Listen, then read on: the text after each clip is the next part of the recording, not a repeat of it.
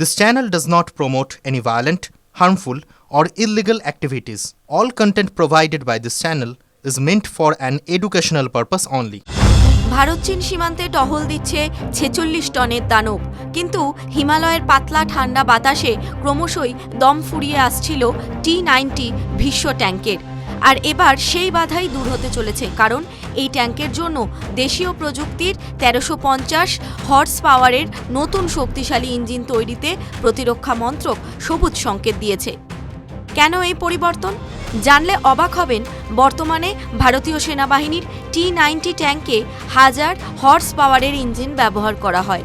সমতলে এই ইঞ্জিন দুর্দান্ত কাজ করলেও লাদাখ বা সিকিমের মতো উঁচু পাহাড়ে এর শক্তি বেশ কম বলে মনে হয়, কারণ ওই উচ্চতায় অক্সিজেনের অভাবে জ্বালানি ঠিকমতো পুড়তে পারে না। আর সেই কারণেই হিমালয়ে চড়তে গিয়ে হিমশিম খেতে হয় এই ট্যাঙ্কে। কি হতে চলেছে জানা যাচ্ছে, সরকার প্রোটোটাইপ তৈরির খরচের ৭০% বহন করবে। যে যে সংস্থা এই ট্যাঙ্ক তৈরির প্রকল্পের সঙ্গে যুক্ত, সেই প্রতিটি সংস্থাকেও সর্বোচ্চ ২৫০ কোটি টাকা দেওয়া হবে। এছাড়াও সরকার জানিয়ে দিয়েছে, নতুন এই ইঞ্জিনের অন্তত ৫০% যন্ত্রাংশ ভারতেই তৈরি হবে। সহজ কথায় ১৩৫০ হর্স পাওয়ারের নতুন ইঞ্জিন যুক্ত হলে ৪৬ টনের এই দৈত্য গতি পাবে বহুগুণ।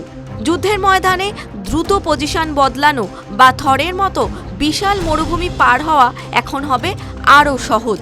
প্রতিরক্ষা বিশেষজ্ঞদের মতে এর ফলে সেনার রিয়াকশন টাইম বা পাল্টা আঘাত করার ক্ষমতা আরও অনেকটাই বৃদ্ধি পাবে। আত্মনির্ভর ভারতের লক্ষ্যে এটি এক বিশাল পদক্ষেপ। এতদিন শক্তিশালী ইঞ্জিনের জন্য বিদেশের দিকে তাকিয়ে থাকতে হতো ভারতকে, আর এবার তার চেয়ে উন্নত প্রযুক্তি তৈরি হবে এই ভারতের মাটিতেই। আর তার ফলে উত্তর সীমান্তের পাহাড়ি এলাকায় ড্রাগনের মোকাবিলায় ভীষ্ম এখন আরও শক্তিশালী, আরও ক্ষিপ্র। TV9 Bangla digital.